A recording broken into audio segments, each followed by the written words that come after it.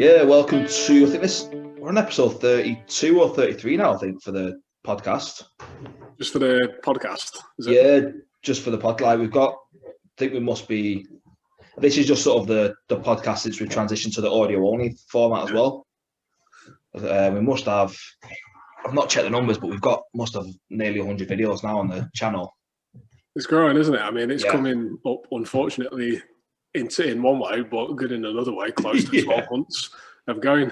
As you might have explained before on the podcast, this wasn't the initial inception of what the Grapplers Academy was supposed to be, but it's been a great opportunity for us over the last 12 months to sit down and have these chats, do our techniques, have people on with interviews and get some great insight from some great players in the game. Yeah, definitely.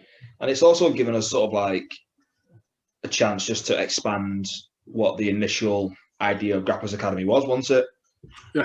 Because I think when we first talked about the podcast, we were sort of going to use it as a bit more marketing and the lead up to different aspects of what we were going to do for it. And now it's become sort of just a key part of the brand. Yeah, the podcast is now that weekly check-in where people can stay in touch with us and what we're doing, keep up to date with what's coming up. Unfortunately, we've not been able to have anybody on for an interview for a while, but like we said originally with the podcast, it was supposed to be a case of when we've got an event coming up, we're going to get guests on that are going to be part of the day, part of the event, get a bit more background about them, and so that the guys listening can have a better understanding of who is going to be there on the day and what sort of ideas that they bring into the table. Yeah, definitely. But like I said, we've still been able to offer some great content and some great stuff for people to learn, really, and some great conversations. Like I was going back over the Matt interview that we did, and like there's still, like, going back and listening to it, there's gems that I'm taking away from it that I necessarily didn't always pick up on the first time going through it. I know a lot of podcasters say that they don't go back and listen to their own stuff, but I've been back and listened to all of the interviews that we've done and some of the conversations that we've even sat down and had. Because when you're in the thick of it, sometimes you're not processing 100% of the information that's coming in at you. Yeah. I think the one that we did with Matt was one of the most popular podcasts that we've had, and one of the interviews that we've done so far. Yeah. With the one that we had with Dan Strauss again, there was loads of great information in there. And just going back and being able to pick little nuggets out of them and refresh and have a think about that and then come back with different ideas on the subjects has been massively beneficial. Oh, definitely. And it's even because even say like last week when for some reason I just couldn't switch on properly. So I was there, but my brain was sort of like putting the brakes on every now and again, like emergency braking. So like you go back and listen to it, you sort of like, you just take a different perspective on the conversation as a whole with just a different, fresher brain. Yeah. It's difficult to be able to detach in the moment, isn't it? Yeah. And just kind of go third person mode and be able to analyze everything that's coming in properly. I've been a massive fan. If I was listening to some of the conversations that we've had in the interviews, I think I would have taken a lot from it. I've taken probably even more from it by being invested in actually generating the chat that is coming on and thinking about questions prior, in the same way that I've done with analysing the match footage and some of the technique breakdowns. I heard a good tidbit of information this week when I was listening to the Jocko podcast. I don't know whether you listened to that one, but they were talking about how to expand and grow on ideas. And they were saying one of the most important things you can do when you're trying to formulate an idea is actually write that down on paper. Or like actually communicate it outside of your head. So seeing it on paper or recording it and being able to listen back to that puts you into that detached perspective and lets you analyze it because it's actually out of your head now. And I think that's been good for what we've been doing in terms of technique breakdowns or having talks with people on the interviews. It's, you've got your ideas in your head, but not until you get it out on paper or you get it out to listen to and have that analysed do you really get a good understanding of where your fixed point of view is on it.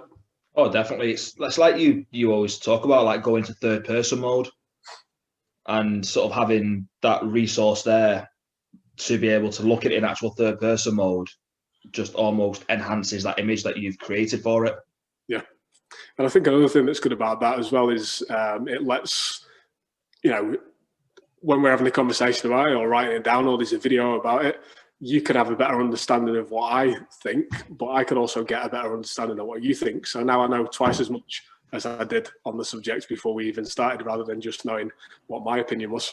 Yeah, no, definitely. It's definitely certainly been a fun journey, and it seems that the momentum just keeps going and going. Like the second lockdown slowed down some of the content we could create, like with respect to the techniques, and we can't really put any rolling footage out because we can't roll.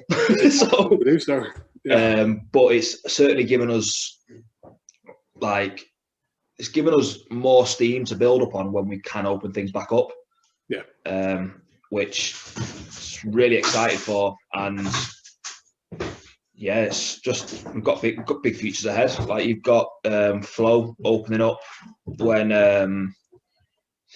everything sort of opens back up. I had a friendly little reminder from Google the other day, which was congratulations, Flow's been open for, I think this might have been in December or November actually, Flow's been open for 12 months. And I was like, no, it's not. Definitely hasn't. No, and I told you off camera, but we've got a little bit of exciting news for Hive coming up when things can open back up. Yeah. I think we're going to sort of more about that over the coming weeks, which we're excited about. Teasers. I know, keeping everybody in the toes.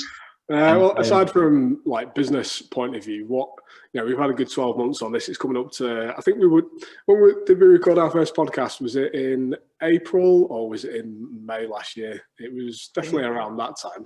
Around the April time, I think.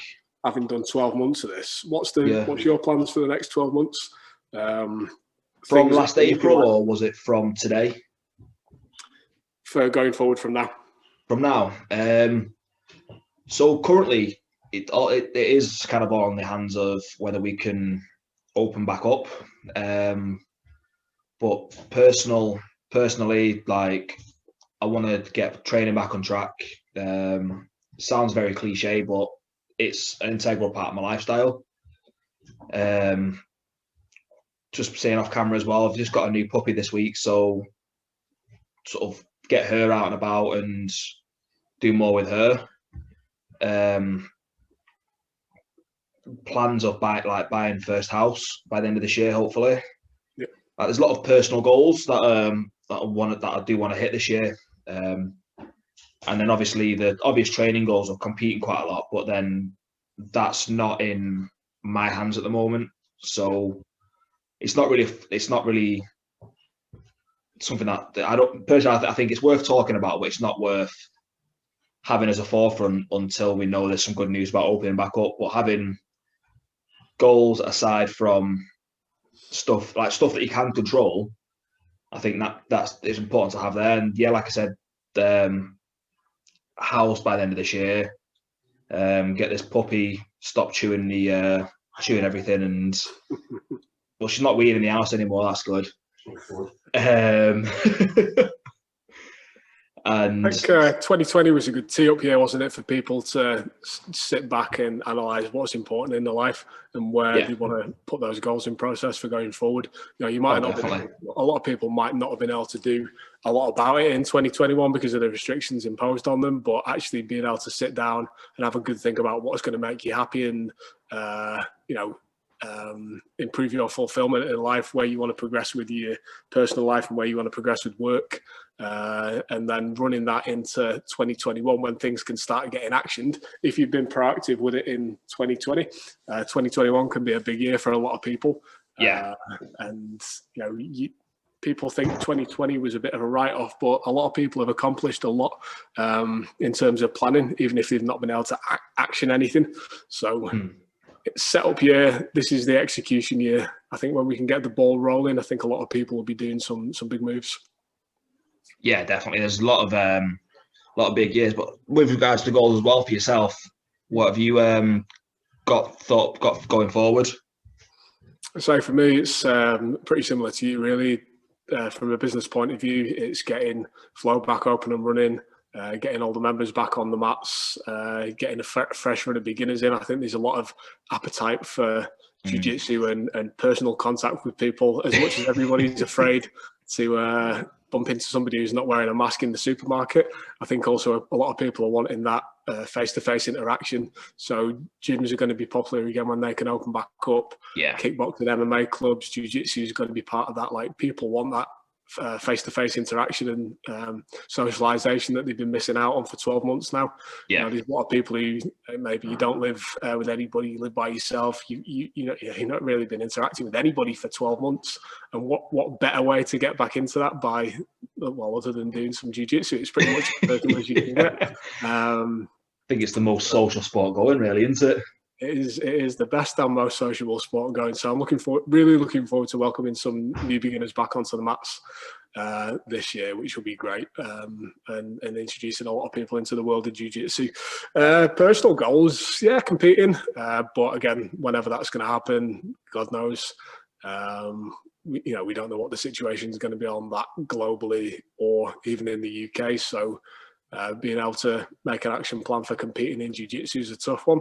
I think the more likely one for me, just to get the ball rolling with competitions, probably looking at maybe competing in powerlifting. It's a little bit easier to look at doing that this year. So powerlifting is probably going to be one that I look to compete in and put a little bit more focusing onto that, because it's going to be easier to get into competition from the logistics of it. You're only cuddling a barbell and not having to cuddle anybody else in powerlifting. So I think I'll be putting a bit of focus in on that. Other than that as well, like I say, I've got a house move coming up. No puppies yet, but me and the missus have been talking about getting a dog now for a couple of years, so that's going to facilitate that as well. Yeah. And other than that, it's just, and it sounds cliche like you say, but get the business growing and keep on that personal development path. Oh, definitely. There's massive scopes of growth there. And I must say as well, before I forget and continue, you've had you got your black belt since we last trained properly. So yeah. I'm going to test out that new belt. Can't wait to, mate. I can't wait to. It's got to be done. I'm coming up to your weight now as well. I'm almost at 100 kilos for the first time ever. So I think I'm running away from that weight at the moment. I think I've not stepped on the scales for a couple of weeks, but I think I'm sitting pretty around 103. Yeah, a lot of people have had weight loss goals in 2020 through lockdown, and I've just decided to try and put on as much weight as possible. Bucking the trend. It's always the fun bit, though, isn't it? Putting the weight on. It's hard though sometimes mentally, because like you feel that little bit slower, don't you? Not everything feels right when or feels the same when you're sort of putting that weight on. I mean, you want to talk about first world problems, like, it's really hard to cram all this food in, and I'm struggling eating, but yeah, you just feel a bit sluggish, getting a bit of love handles on the go. I think I did my body fat percentage 3 weeks ago now, so I know it's 97 kilos and sitting at 15% body fat. So that's not too bad. That's kind of within a range that I'm happy to be at, 10 to 15%. I think usually I'm sat at 12%, 92 kilos. So 15% is not too bad, but anything over that, I think I'll be starting to tighten stuff up again a little bit, to be honest. Well, I reckon you'll hit that, and then like your training's pretty consistent anyway, so you'll hit your weight goal, and it'll be sort of that good transferable weight, and not the sort of weight that everybody worries about. Yeah, definitely. It'll make me a bit more cuddly for when we're able to get back to rolling as well. Get those love handles, tapping a couple of people out with some smothering. Side control, just sort of putting your stomach on them. Yeah, put it brings a different meaning to the face mask. Yeah. You know what? I've been prior to lockdown, I was playing with that that kind of submission stuff from like mountaintop side control, using sort of like my stomach and chest area to sort of smother the face. That's a nice move, mate. Very, very nice. Yeah. So from your point of view, what are you doing from a training goals for this year? I know you've been working with Andrew from Brotherhood Performance in Yeah. 2020. Is that continuing through this year, and what's the plans? Yeah, so it's going to continue through this year. Like, being honest, I've been good with the sort of training and sort of lifting wise when I can. But sort of like the nutrition side of things, I've been fairly inconsistent with it. Like, I've been eating well, but tracking just doesn't seem to be clicking with me at the moment. But I've been like sort of the other aspects. I've not been very good at logging it at the moment, if I'm honest. Like, sure Andy can attest for that. Like, I go through spouts where I'm tracking and logging, but then when I'm not logging, I am staying consistent with what I'm actually doing. It's just I switch off from actual logging side of it. I think that sort of stuff's a big problem for a lot of people, particularly when you talk to your clients as well, and people will be expressing the same sort of issues, won't they? I think for the thing for people to realise is, even though gyms aren't open now, depending on what your goal is, obviously everybody's got different goals. The way that you might be able to execute on that has changed, but the reason why you have that goal and you started down that path in the first place hasn't changed. So, you can always make better steps to getting towards where you want to be. You might not necessarily be able to do it in the ideal way that you wanted to, but just think back about the goal and the reason why you started doing it. And that alone should give you the impetus to, whether it's track or go out for that walk every day, or, hit your 100 press ups a day, or whatever it is goal that you've set. That's it. I think the sort of lockdown and sort of feeling trapped and inside's probably not contributing the best to it. But yeah, no, I agree. It's something that is sort of working with clients as well. Like, I can empathise with their struggle with it as well. I see what you're saying now. You're doing it on purpose so that you can empathise more with your clients that are struggling. I like it, mate. That's just tell Andrew that one. I think he'll be more sympathetic to it. I'm being rubbish at tracking, so I can empathise with my clients who. We'll sound clip that and then send that to you. Yeah. Let's just do it again with a straight face. So, Sai, I heard that you were, taking a little bit more serious approach to tracking and nutrition. It's method acting, isn't it? So I'm trying to. To be honest, for me, because I've been trying to bump this weight up, I'm tracking my food, but it's also a case of just getting as much in as possible. And the lack of jiu-jitsu is helping on that front, because there's less of a calorie deficit in terms of energy going out. Yeah. Can imagine, do you find that you get like a load of energy from the extra sort of calories that you're having, so you feel a bit more energized, or you find it's the opposite? Nah, to be honest, because of the amount of frequency that I'm eating and the amount of volume of food that I'm eating, I probably feel more sluggish than anything. Oh, okay. So, like when I'm kind of optimal on my food intake and I'm getting just about enough that I need, I've got plenty of energy. I feel like I want to train all the time. And then I'm getting a good amount of calorie expenditure as well from jiu-jitsu. For me, probably with my body weight and metabolism, when I train, if it's an hour-long session, it's going to be somewhere around about, depending on whether it's a lower intensity or a higher intensity one on jits, it's probably somewhere between 500 to 750 calories per training session. So that's a big expenditure. If you're eating, for me, when I'm not trying to gain weight, probably sitting around about 3,000 calories is optimal for me to maintain my weight at 90 kilos. So that's almost a third of my daily calorie intake being expended from jiu-jitsu. So I always feel like I've got more energy then, because at the moment I'm not doing that. I'm not getting the energy from training. I always feel like I've got more energy when I'm doing training, but then also I'm really trying to push up that calorie intake. So I probably feel more sluggish, if anything. Oh, right. Well, I can imagine as well, like the energy systems that you're using all the time for jiu-jitsu isn't getting the same stimulation, are they, either? So that could factor into that sluggishness as well. Yeah, definitely. It's a double-edged sword, because I'm getting more calories in and less calories out. that's creeping my weight up, which obviously is my goal at the moment. I'm trying to get up a little bit, but like you said, that energy expenditure that you get from training in general, whether it be jiu-jitsu or a kickboxing class or doing some sort of cardio where you're elevating your heart rate, it's a little bit different from doing some bicep curls. It's not quite the same, is it? No. And I always find that even though I'm tired after I've done a heavy rolling session, maybe I might be sleepy for the next couple of hours, 2 hours maybe. That's a tax on the central nervous system, isn't it? Because you're exerting a lot of force and you're kind of fighting. Your adrenaline might be up a little bit, heavy breathing. But I always feel like that gives me more energy then throughout the rest of the day and the week in general. If I don't train, I feel more sluggish.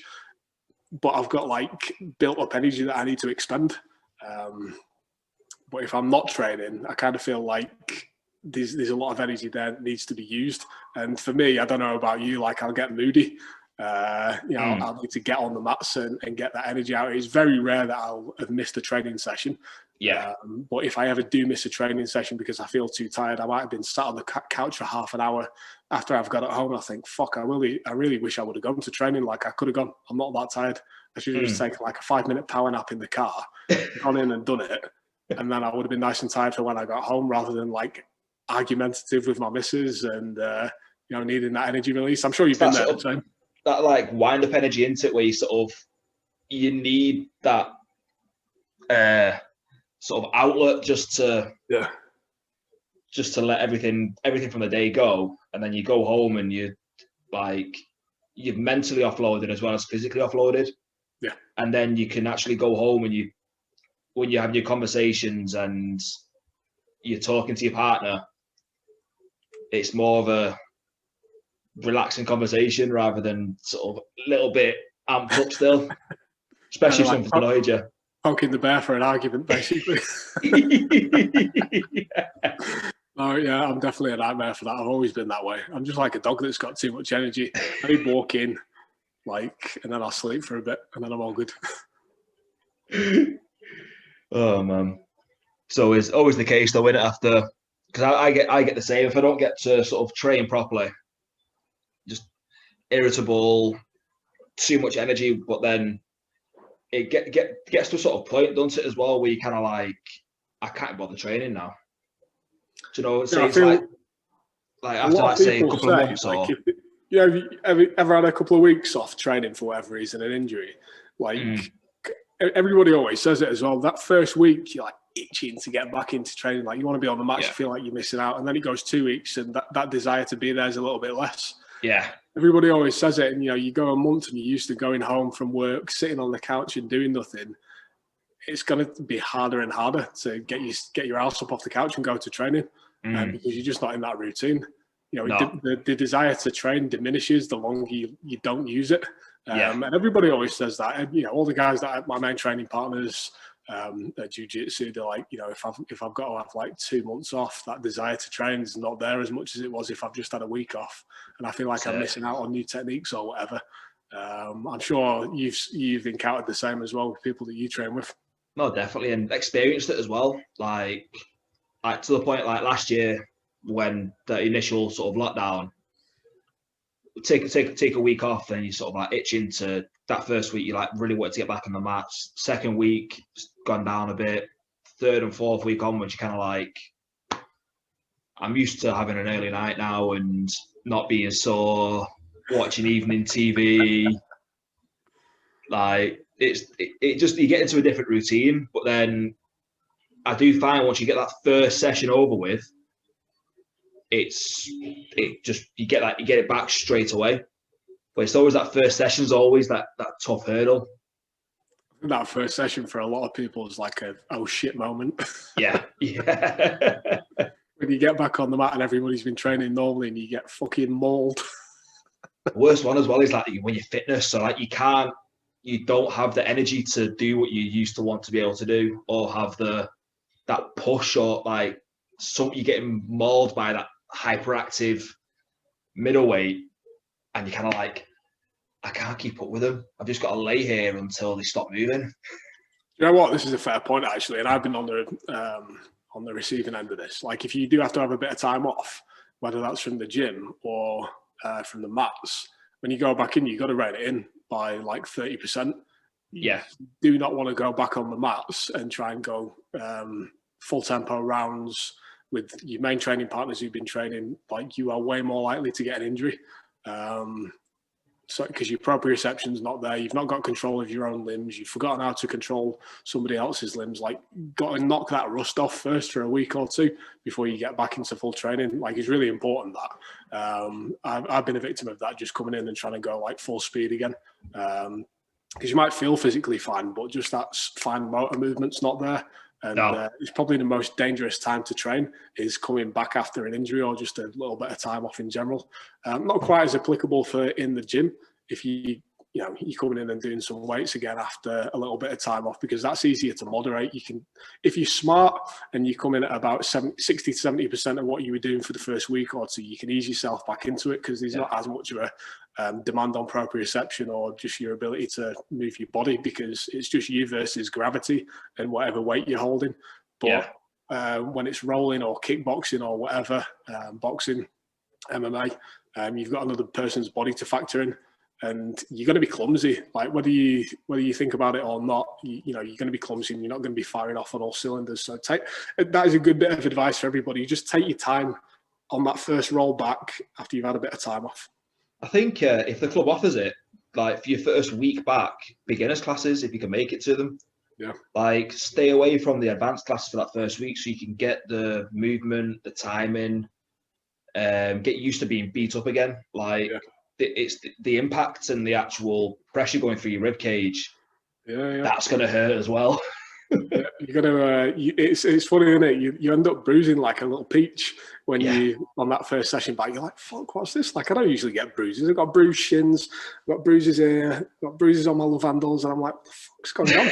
And then you realise how much of a tough bastard you were before, because you're just used to the grind and you're used to feeling like shit. And you come back, you're sort of like, I can't move like this anymore. Your neck's twisted up to one side. And then after a couple of weeks, you forget that you feel like that, even though you're still stiff as a board, and you just continue. And you're back to tearing everybody up. Yeah. So I think that's a good advice from the general theme of the podcast, isn't it? 2020 was a good year for setting up your goals, and 2021 is a good year to execute, but do it with a solid plan. Don't just go haphazard with it. You know, if you've wasted your 2020, you're an idiot. But it's not too late. You know, it's going to be a couple of months before we're able to be back in the full swing of things. So they say the saying was the best time to plant a tree was 10 years ago. The second best time to plant one is today. Yeah. So like, plant that seed today and start to make your plan, because it's going to be a couple of weeks before you're able to do anything. So fucking don't waste it. Yeah, definitely. Like, 'cause like last year, we can sort of understand why the time would have gone by quite a bit easier on a lot of people, because it's a big change, isn't it? Like, being told you can't go out, and then sort of that rebellious side of you sort of going, I'm not listening to them. Like, I'm going to do what I want. I'm going to do what I want. Yeah. And then you sort of get into that routine. But I think coming into 2021, we know what to expect now, don't we? So it's, like you said, the best day to plant a tree was 10 years ago. The second best is today. So like, if you're listening to this and you're sort of wanting to make change, start today. Start today, put yourself a plan in place if you've not done so already, and just think about those small steps that you can do to execute it, because that's the best way to success. You ain't going to succeed just by stumbling out of bed and falling into success. That's very rare for a small percentage of people. And they say oftentimes that luck it doesn't really exist. Luck's good planning met with like perfect timing. So you're presented with an opportunity, but if you put the planning in place, then you can execute on it. And then some people call that luck. Those are the people who don't plan. They're like, oh, look at that guy, he's just kind of stumbled into some good luck there. But they don't realize that the guy that stumbled into the luck, in quotation marks, is the guy who's been putting in a lot of planning and then been able to capitalize on that opportunity when it comes around. So be that guy. Don't be the guy that's sat there going, oh, look at that lucky guy. You know, you just kind of stumbled into this. You can even argue like that Jeff Bezos is probably an example of people going, oh, he's lucky he got onto the idea of Amazon. It's like, no, he had an idea in his head, and selling books online wasn't done. Prepared for it. He built. He probably didn't even see where Amazon is today being a possibility. But like I said, he was prepared for it. Opportunity presented itself, and he jumped into it. Yeah, you don't go from selling books online to colonizing Mars overnight. So if that's anybody's 2021 goals, then best of luck to you. I'm just going to stick to jiu-jitsu and weightlifting. That's it, yeah. I'm a simple guy. Well, yeah, can even like sort of those who land the sort of the flying flash submissions as well. Like they've not caught it by luck. They've prepared for that in hours and hours and hours of training. Like it's almost discrediting someone's hard work, saying that they've achieved something through luck. Yeah, success is most oftentimes prior planning and good timing and being able to capitalize on the two at the same time. Yeah. Nobody's just pulling off a flying triangle by what this is always the argument about striking versus jiu-jitsu, isn't it? Striking, everybody's got a puncher's chance of just knocking you out. Yeah. Obviously depends if you're boxing against Floyd Mayweather, it's going to be very difficult to land that shot at him. But you can just swing a punch. Or everyone's seen those stupid videos on McDojo or Instagram where some idiot in a street fight who clearly can't strike just throws a spinning heel kick and knocks the dude out. Yeah. But there's loads of videos where the guy throws the spinning heel kick and just falls flat on his ass. But nobody is landing in a street fight a flying triangle by luck. Like, no. Why aren't we seeing any of those videos? It's because it doesn't happen. It's because a flying triangle takes a lot of planning. There we go. There's no more perfect analogy for life than jiu-jitsu.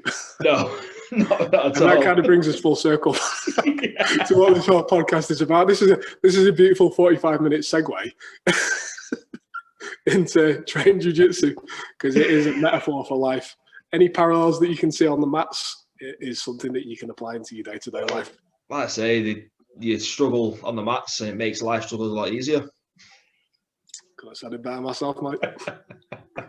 And on that note, make sure you hit us up on all the social medias. We've got the Grapplers Academy on Facebook, Instagram, YouTube, Spotify, Google Podcasts, iTunes, Apple Podcasts, the Bonafide PT on Instagram, Coached by Sai on Instagram. And yeah, just make sure you hit us up. Any questions you've got, any subjects you'd like us to cover, or even anything you want us to analyse that you've seen on a match, let us know and we'd be more than happy to cover it. Go back and watch some of the videos on YouTube as well. We've got all the technique breakdowns that we've done from the start in the previous lockdown. We've got all our technique videos as well. Comment on the videos and let us know whether you like those and what you want to see in upcoming videos when we're able to get back in and film.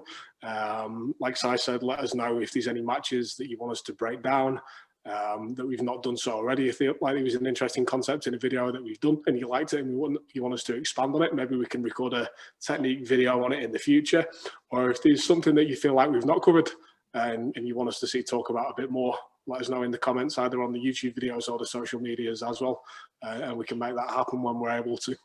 Definitely. And make sure you hit that like button, subscribe button. And if you want to be notified when we do have new videos out, there's a little bell next to subscribe, hit that, and then change it to always. But yeah, spread the word, comment, like, subscribe, and we'll see you next week. Indeed.